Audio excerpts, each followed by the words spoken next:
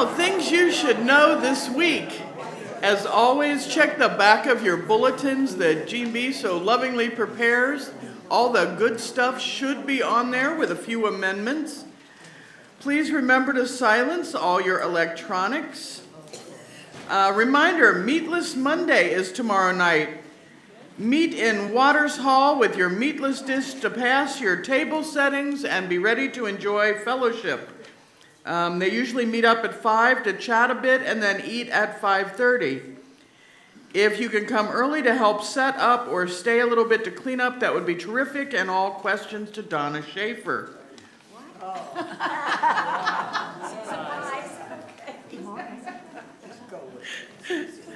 And Donna goes, wait, no, what? Ellen Higdon says Brush Up Bridge is canceled for this Friday. Janet Knudsen said there are nominating forms on the lanai this week and next week only for you to nominate a local nonprofit to benefit from our special offerings next fiscal year. Please see Janet with any questions.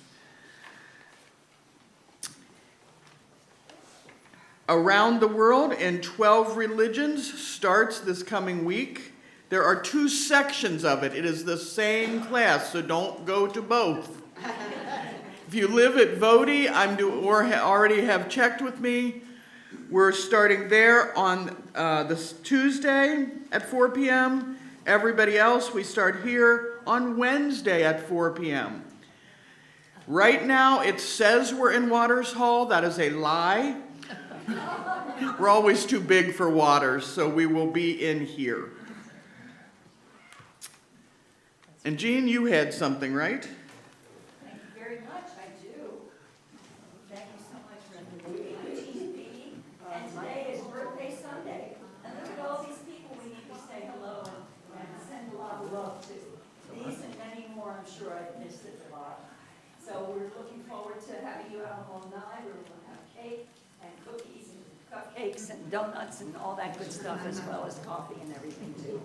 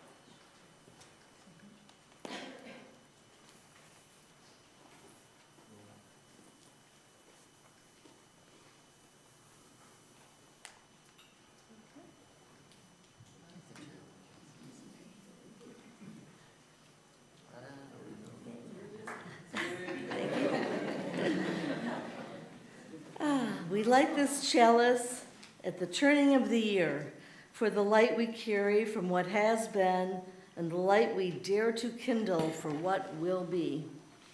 May this flame remind us we can begin again and build a better world starting now. Good morning and welcome to the Unitarian Universalist Congregation of Venice, which we call UCOV.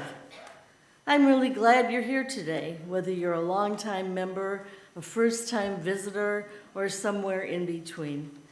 This is one of those Sundays that feels like a doorway. A new year has begun, and it comes with that familiar mix of hope, curiosity, and maybe a little bit of, okay, now what? Our service today asks a big question. What would you look and act like if you were inventing yourself today? If you could start from scratch or even just shift the angle a few degrees, who would you be? And right alongside that question is a tender one. What's keeping you from being the you that you imagine? Some of it is practical, some of it is fear, some of it is habit. And some of it is simply that life is busy and the days move fast. But we're here together to slow down long enough to tell the truth, listen well, and remember that change is possible. Jimmy Buffett had a great line that a lot of us have carried around for years. Changes in attitude, changes in latitude. Today we're leaning into that spirit, exploring the shifts we can make, the stories we can loosen our grip on, and the life we want to live in this new year. So relax and welcome, not to Margaritaville, but to a circle of love and concern. Let your shoulders drop if they've been up around your ears. You don't have to have resolutions, answers, or a 5-year plan here.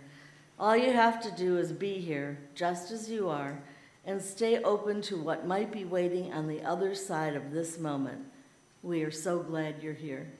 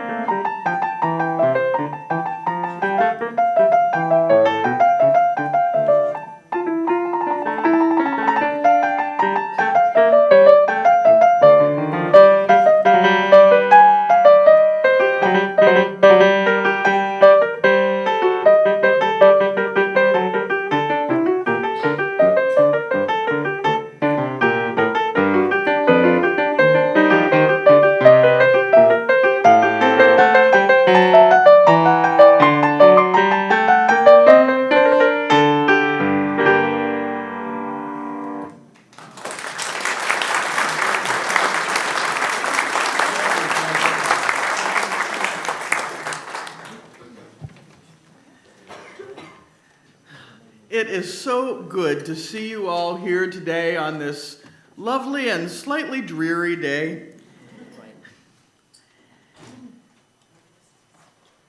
I was thinking about the new year, and if you've ever stood right on the edge of the Gulf around sunrise, you know that there's a particular kind of mercy that the morning brings. The air is a little cooler and the breeze is softer. The water looks like it's holding its breath for a minute.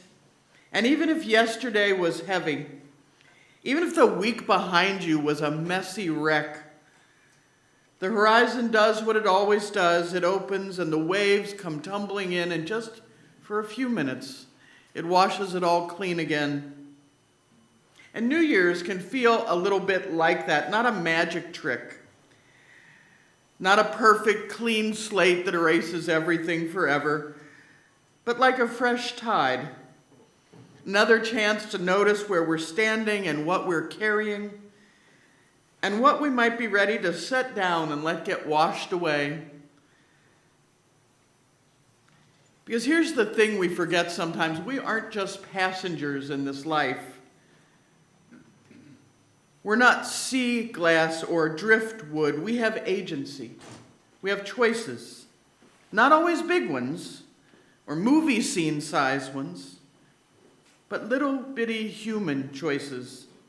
The choice to try again, the choice to apologize, the choice to ask for help,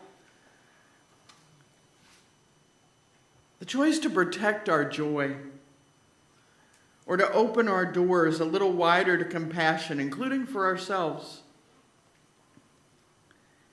And a lot of us come into the new year with the same scripts that have been running in our head forever. This is how I am, this is how it has always been, it's too late to change. But the spiritual life offers us another message. You get to pick again. You can choose your next thought, your next step, your next habit.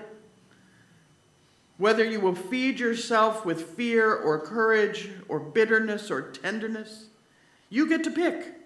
You get to become, little by little, more like the person you imagine you might be. And I love the idea that almost everyone looks back and thinks, boy, I could have done that different, right? I wish I had done that different. Boy, how much would have changed if I did that differently? But almost nobody sits today and thinks, what do I need to do differently so that in 5 years I'm not look back and going, what was I thinking? I could have done that differently. And you don't have to do it alone. That's part of why we gather in community. Community isn't a prize for the perfected. It's a harbor for the becoming. It's a place where we practice together, where we learn together, and when we remind each other, when we forget that we are capable of change. So if you are arriving today with hope and joy, welcome, welcome. If you're arriving with skepticism, welcome. With grief, with exhaustion, with a heart that has been kicked one too many times, boy, I'm glad you're here, welcome. Whoever you are, there is room for you here. May this hour be like a walk on the shoreline with enough quiet to hear what is true and enough light to see what might be possible, and enough courage to make one new choice that points you toward the life you want to live. Come and let us worship here together. Please rise in body or spirit and join in singing our opening hymn, number 123, Spirit of Life. We're going to sing it through 2 times.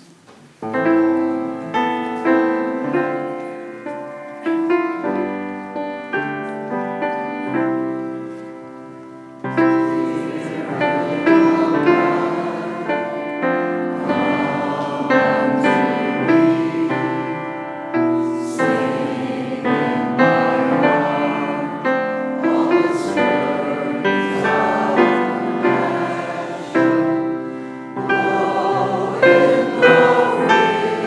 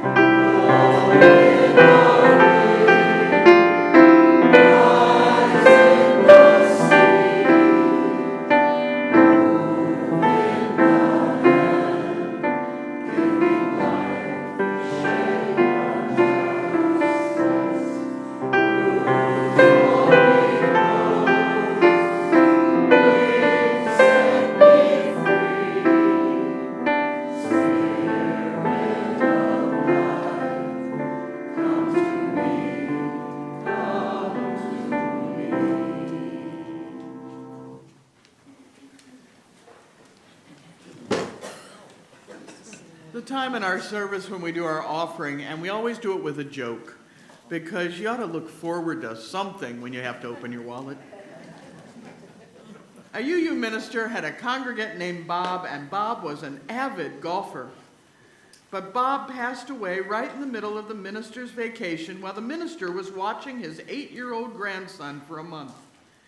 The minister packed up their things and headed home and said to the boy, "Honey, I am so sorry, but you're going to have to come to the funeral with me. There's no one to watch you." Well, the grandson agreed, and a week later he did indeed attend the funeral. He was in awe of all the rituals the entire time. And after lowering the casket, Bob's grandchildren gave each person a golf ball. The boy watched closely. Given Bob's love of golf, his widow had decided to drop golf balls into the grave instead of flowers.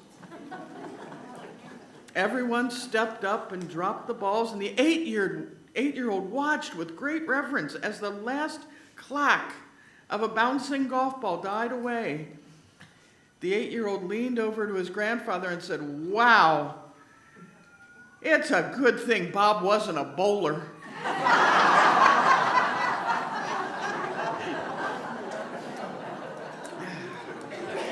In order to pay the staff as we take up badminton, this morning's offering will now be given and gratefully received.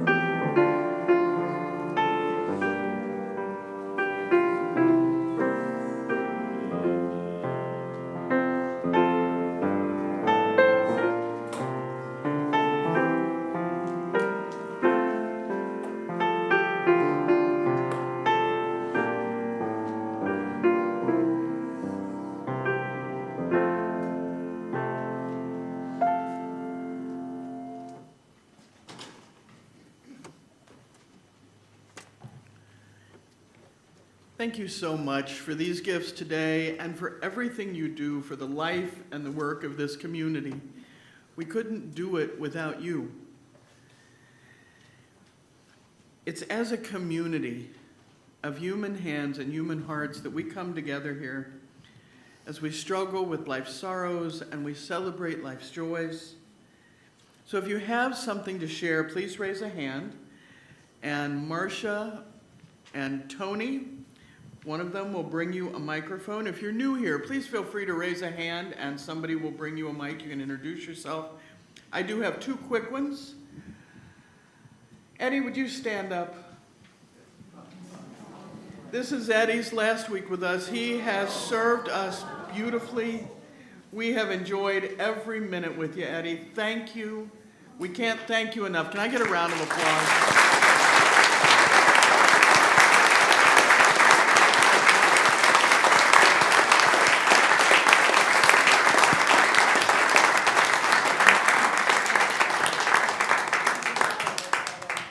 And just a small joy of my own, we had the kids here this past week. Nancy's kids got to come. And so we had a marvelous time and got to have everybody here for the first time. We missed you, Holly, if you're watching. But the other kids were here. It was marvelous. So it's been a great holiday. Hello, I'm Tina Putney.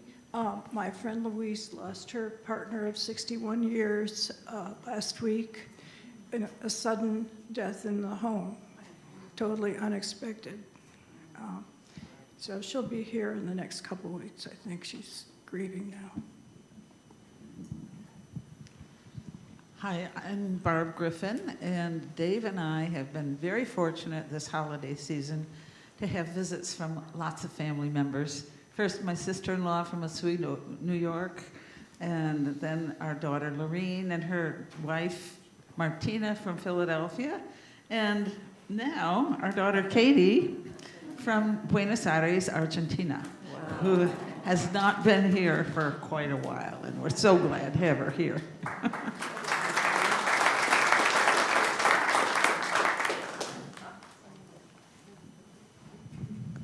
I'm thankful for this church, which is an island of sanity in a world of insanity.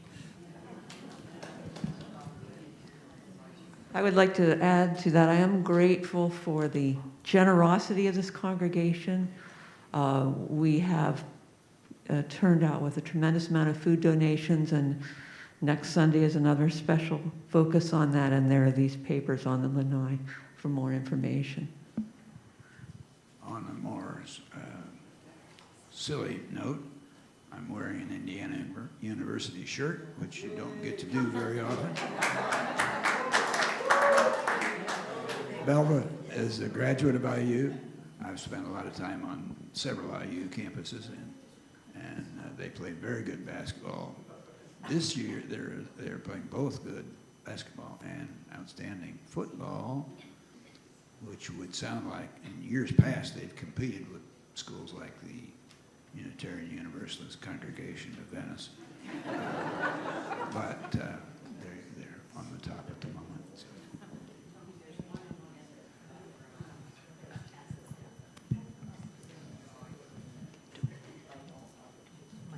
Hello, I'm Marianne Kerner, and I'm going to reiterate what I said last week. God bless America. I don't know what's going to happen in this crisis. I don't think we can be apolitical anymore, because we have violated not only our own constitution but our world order. And I counsel, I'm not one to give advice, but we must get in touch with all of our representatives and tell them this is not acceptable. Thank you.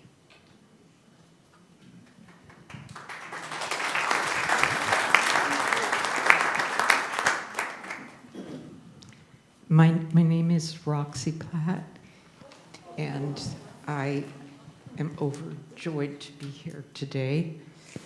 About 7 weeks ago, I walked out of this building where I had come to do my wonderful support group, and I didn't know where I was.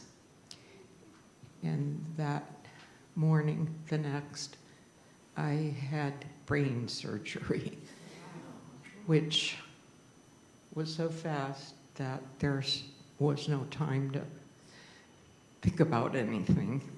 And during those weeks since then, this community has become my family. I don't have any near here. You have brought me meals, visits, phone calls, cards, flowers. You've made my heart sing, and I will be forever grateful. Thank you.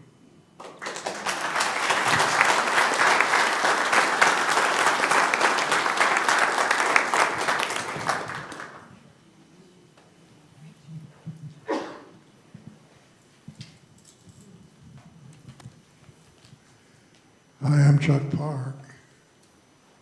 Many years ago, my wife Edna and I attended this congregation. We remember the special time. I'm very pleased to introduce my daughter, Laura, from California, who is visiting as well. We're pleased to be with you and share many fine memories. Thank you.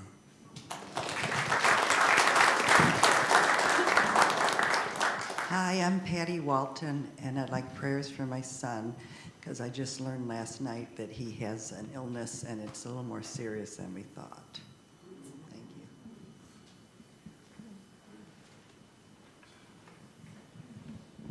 Hello.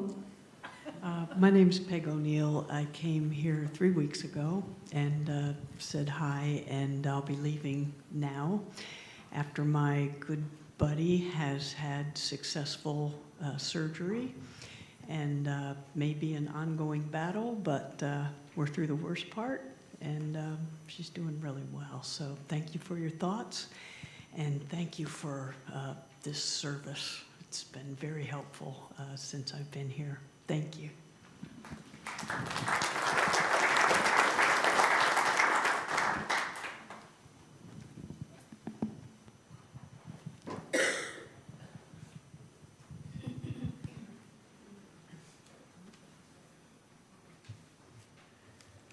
I ask us to hold in our hearts this week the people of Venezuela. We know their pain, their suffering, their fear, the worry that they will crumble to the grasp of empire reaching out to take them over.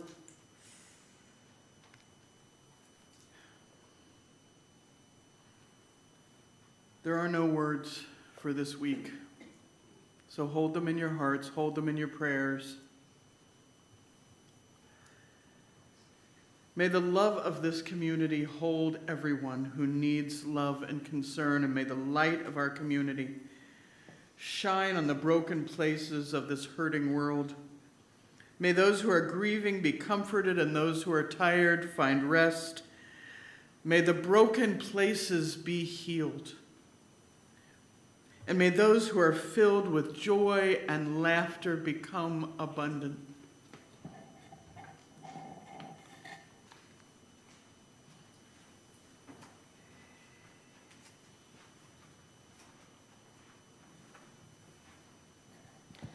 Our first reading is called We Carry Our Stories by Alexa Taranto. We carry our stories like the clouds hold the rain, slowly collecting moment by moment, woven into every layer and every cell.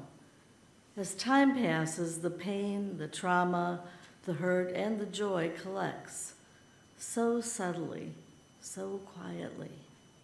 It fills and fills until the perfectly imperfect moment of ripeness, pregnant with potential to overflow, expanding, filling, collecting until it peaks. The rain pours and the tears fall, freely, uncontrollably, and necessarily, cyclically washing away what was, clearing for what is. As we sweetly become more aware of this invisible process occurring within us and around us, we may adjust what we decide to hold on to and for how long. We may allow it to fall away as sweetly as the clouds release the rain. For we can't stop the cycle, yet we can refine how we maneuver among it, turning into what has been woven and what we are weaving in each and every moment. Our meditation is Out of the Flames by Reverend Sarah Lawal. Out of the flames of fear, we rise with courage and our deepest convictions to stand for justice, inclusion, and peace. Out of the flames of scrutiny, we rise to proclaim our faith, with hope to heal a fractured and hurting world. Out of the flames of doubt, we rise to embrace the mystery, wonder, and awe of all there is and all that is yet to be. Out of the flames of hate, we rise with the force of love, love that celebrates our shared humanity. Out of the flames we rise with these words in mind. Please join me in 1 minute of silent thought, meditation, or prayer.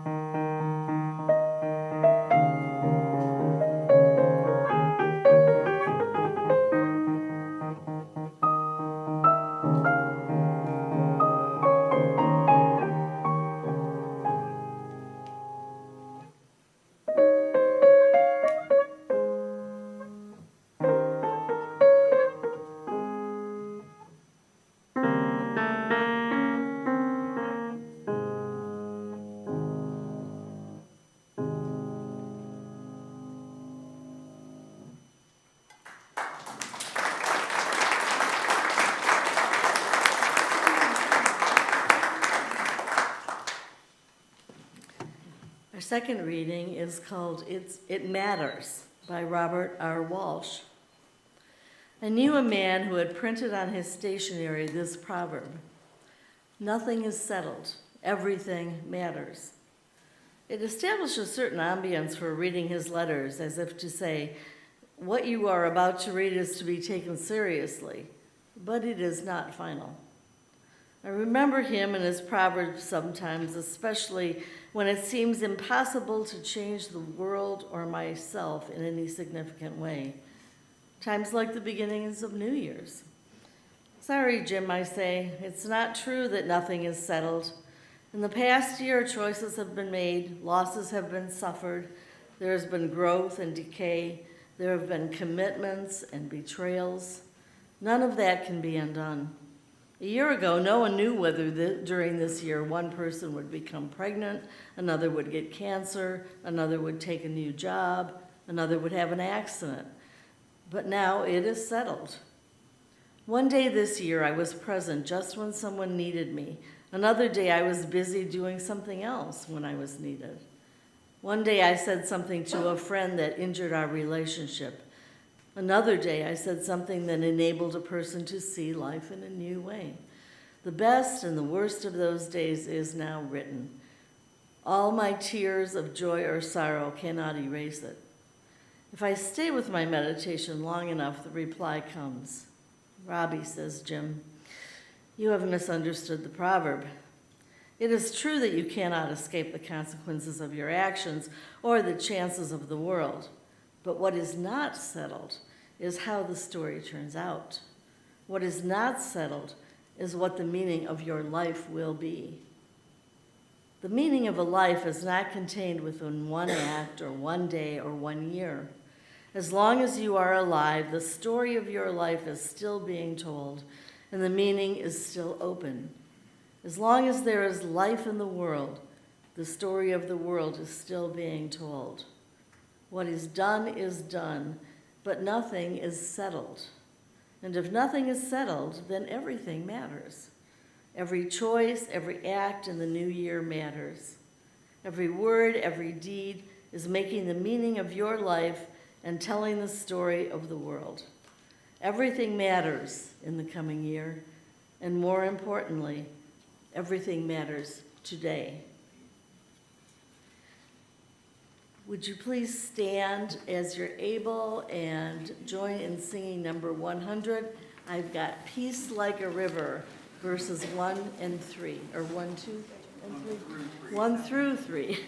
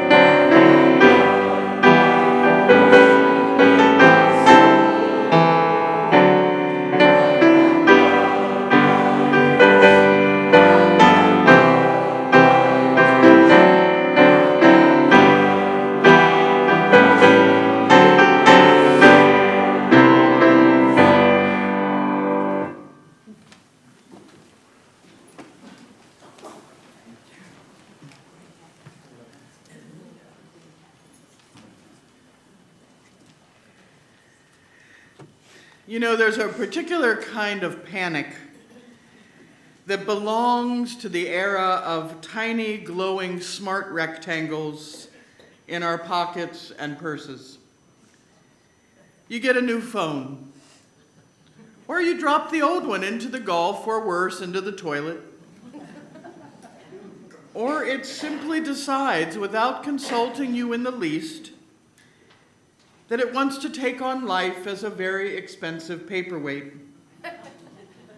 And suddenly your world, at least for a little while, is filled with messages from strangers. Because not anybody remembers our phone numbers anymore, do we? I used to know them all, 50 numbers. Now I couldn't tell you my mother's number on a good day. And so our new phone is in our hand and a text pops up. Hey, are we still on for tonight? And you stare at it. And you stare some more. It's like you just got a note washed up on the shore. Who is this? And you want to answer with confidence. You want to be the kind of person who has their life organized enough to know who is texting them and why. But you don't. So you type this humble little confession that has become a whole social script. Sorry, new phone, who's this? And I love that phrase for New Year's because it's funny and a little embarrassing. And if we are honest, it's spiritually accurate. Because the calendar flips over and we do the same thing with our lives. The new year has arrived and we pretend just for a minute that the slate is totally clean. We are brand new. We could answer the questions of our own lives with fresh, bright confidence. We could be a different version of ourselves simply because the date now says 1. Sorry, new year, who's this? Who am I now? Who do I want to be? What a question. And what, if anything, is keeping me? What keeps texting me from my old life, trying to pull me back in to the same patterns with a familiar, insistent little buzz?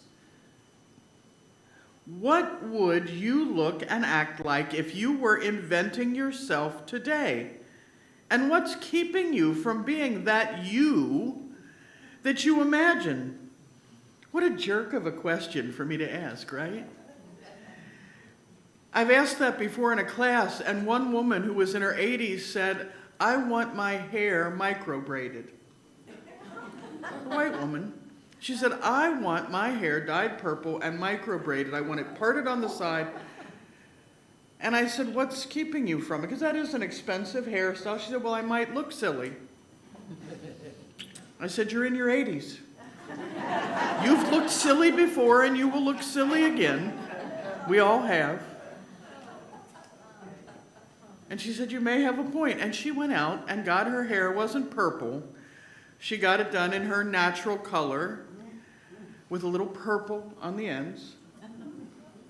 And I asked her about 3 weeks later, I said, what do you think of your hair? She said, oh my God, I love it.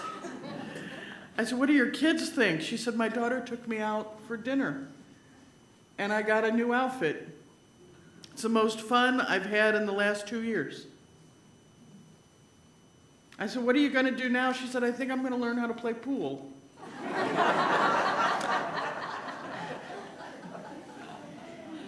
That is the spiritual work of January, the imagination, the honesty, and the slow, tender work of becoming ourselves.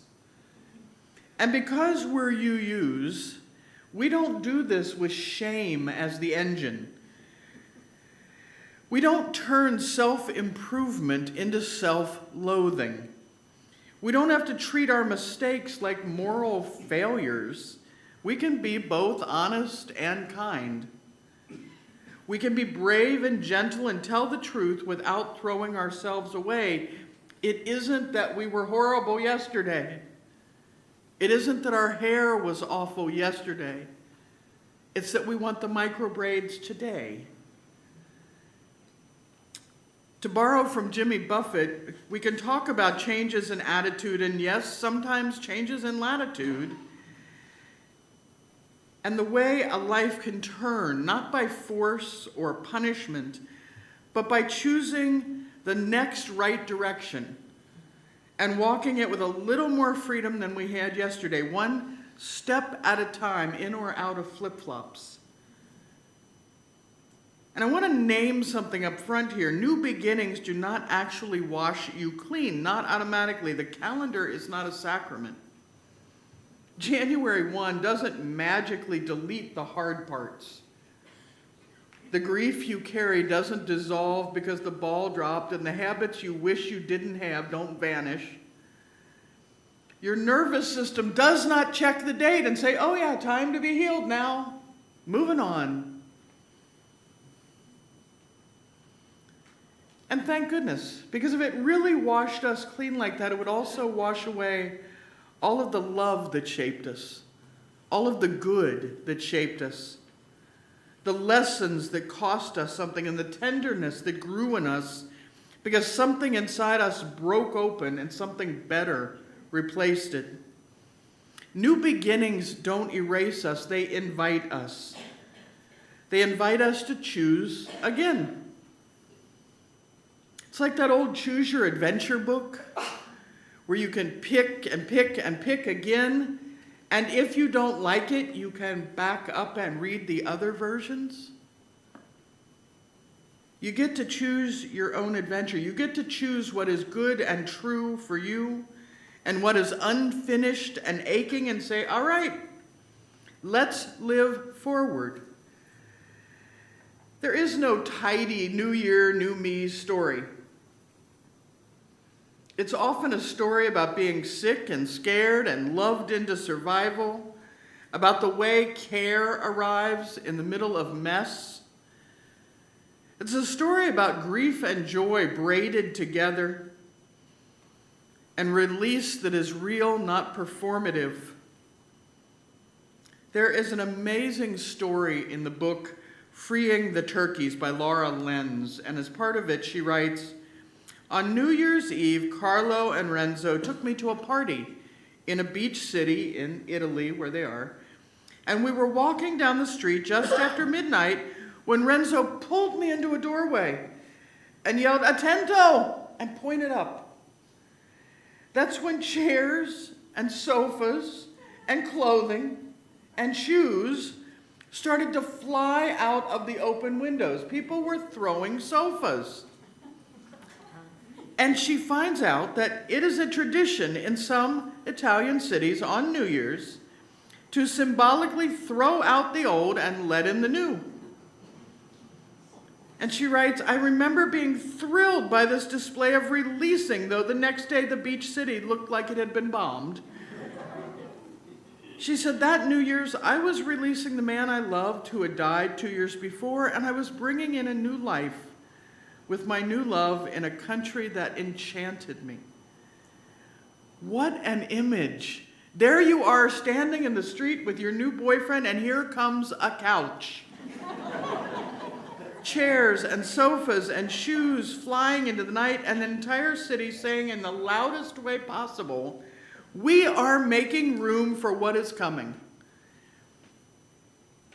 I think Maria Kondo would be in love. It's dramatic, it's a little dangerous, it's absolutely not a metaphor your homeowners association would approve. But spiritually, it's perfect. Because most of us don't need a new year as much as we need room. Room in our schedules, in our bodies, in our minds, in our hearts, in our relationships. And room you don't get by wishing, you get by letting something go. So let me ask gently and not accusingly, what keeps you?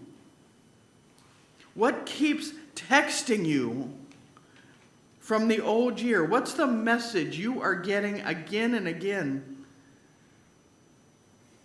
You're behind. You never change. You have to prove you deserve love. Stay small, stay safe, don't risk it, you'll look stupid.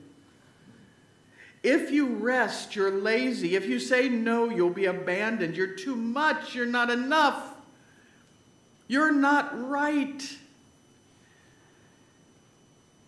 These messages come from somewhere. They have origins. Some of them were protection, and some of them started as fear. Some of them were somebody else's fear put on your head. Some of them started as a story you had to tell yourself to get through a hard time. And it worked then, but boy, does it stink now. And the problem with a new year is it doesn't change who's in your contacts. If the same old story has your number, it will keep calling, unless you do something different and block it. Unless you answer differently, unless you say, sorry, New Year, who's this? I don't know you anymore. And then you decide, like a blessing you give yourself, to delete that number. Now here's where I'm going to be a little careful, because some of us have been trained by life to treat change like a solo project. Like if you were spiritually disciplined enough, or emotionally intelligent enough, or organized enough, you could just reinvent yourself by what? Willpower and some coded tabs and a binder? We are not healed by willpower alone. We're not healed alone. We're healed by being cared for. We're healed by the way love shows up with blankets and water and prayers and funny stories and the humble holiness of somebody saying, drink this, eat this, I brought it for you, I'm here. Do you need a hug? We're healed by hands that wipe our foreheads and people who keep vigil with us when we can't keep vigil alone. It's one of the most you truths I know. We don't do transformation by ourselves. Even when it's an inside job, it's rarely a solitary job because our lives are woven together. And if you're going to invent yourself today, you do it in the presence of other people, some who will bless your becoming, some who resist it, and some who simply just haven't adjusted to the purple hair yet. Which is why the new phone metaphor has one more layer I love. When you get a new phone, you realize how much you relied on your contacts without thinking about it.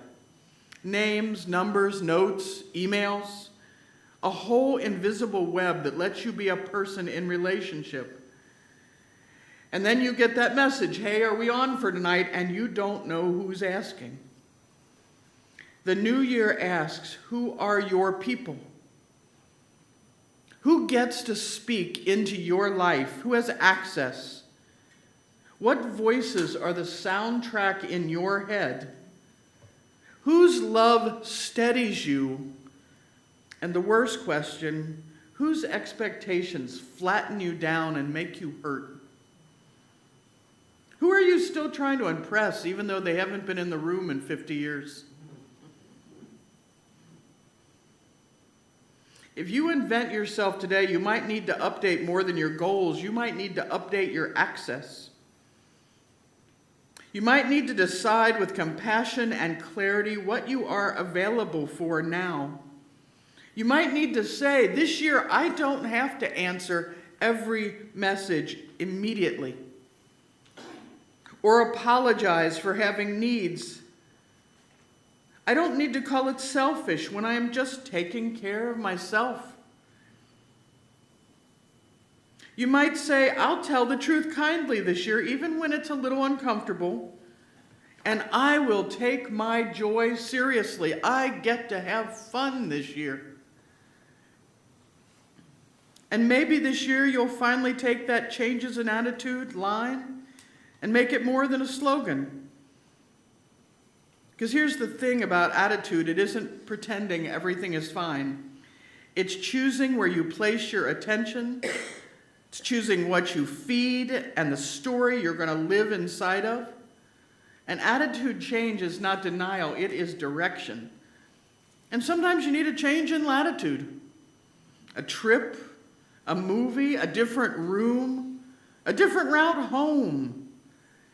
They can all help your body believe what your spirit is trying to learn. You are not trapped in this moment forever. You can begin again. You can breathe different air. You can step out of that little box where you have been living and remember there's more possible than you can imagine. So what would you look like if you invented yourself today? Not the fantasy version, not the I would look 29 and 6'2" and no, not that version. The real version, the one that has a nervous system and a history and a body that needs care.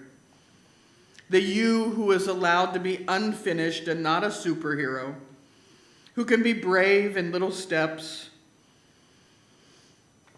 Maybe you'd look like somebody who just keeps one promise to themselves this week. Not 37, one.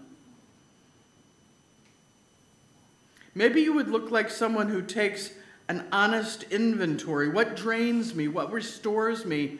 And yeah, even what sparks joy? What makes me really happy? Someone treating rest as rest, not a reward. Someone who asks for help without turning it into a confession of failure and needing to apologize. Maybe you'd look like someone who practices a new sentence in the mirror. No, thank you. Not today. I need time. And best of all, I changed my mind. I'm not going to be able to do that. I'm sorry. If you need a ritual to do these things, let me give you one that doesn't involve throwing the sofa out the window, especially if you live at Vody. I don't want Pastor Rob tracking me down. Pick one small thing this week to let go. One object, one habit, one story, one resentment that you've been holding for so long it's polished like sea glass. Write it down. Name it clearly. And then do something physical with that paper. Tear it up, soak it in water, flush it down the toilet. I don't care. Get rid of it. Not because the universe needs ridiculous theatrics, but because your body needs to know, I am naming this and claiming this and getting rid of this. And then invite something in, not something abstract. Do not invite world peace. It is not coming this minute. Invite something tangible, a practice, a phone call to a friend, a walk that you will actually take, a boundary you'll actually keep. I don't care if it's therapy or a new book or a bowl of soup, a moment of prayer that says, I am here, help me to live well. Because here is the deeper promise of the new year, the promise that underneath all the confetti, you are not done, and the world is not done with you. Someone somewhere will need the love that you carry and the steadiness you can offer, the humor that makes a room lighter, the courage you have been learning in secret. You may not have met them yet, but you will rise to greet them when it's time, and you will not do it perfectly. You will screw it up because you are human. And it will be okay anyway, with your flaws and your tenderness and your half-healed places and your growing edges. And you won't do it alone. So hello, 2026. We got this. Not because we're strong, but because we are connected and we laugh together. We hold our grief together. We can let go of what doesn't work anymore and make way for what does. Because we can answer the old message differently now. Sorry, new year. Who's this? And if the voice on the other end is pain and shame, we just hang up on them. If it's fear, we say, I hear you, but you don't get to drive me anywhere. If it's a story that kept us small, we can bless it for what it once tried to do and then say goodbye, don't call again. And if the voice on the other end is love, nourishing love, we can answer with joy, yes, it's me. I'm still here. I'm still becoming, and I'm still making room. Amen.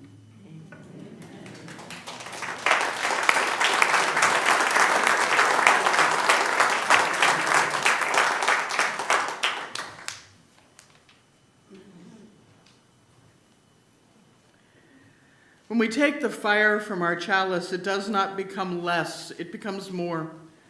And so we extinguish our chalice, but we take its light and warmth with us, multiplying its power by all of our lives and sharing it with the world. And because we are right at the 12th day of Christmas, please rise in body or spirit and join in singing our final Christmas hymn for this year. Number 239, Go Tell It on the Mountain.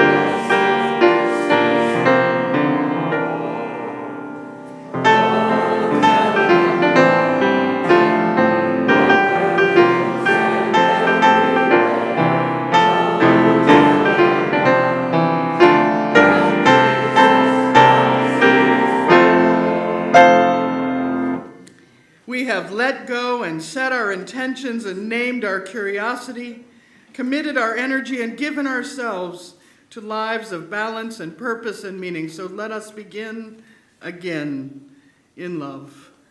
Peace, ashe, and may it be so.